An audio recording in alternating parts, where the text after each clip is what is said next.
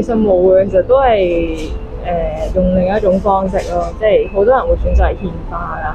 咁我會覺得就係因為今日都呢個日子都比較敏感啦，咁唔想去到現場打擾到嗰陣嗰啲嘅先人啦，咁就選擇咗嚟呢度，即係安安靜靜咁樣俾翻一個尊重佢哋嘅形式底下去做。即係我哋要嘅唔係要金錢，而係要一個真相。呢個係我相信每一個香港人都係想要嘅答案。すごく悲しい時間だと思うので、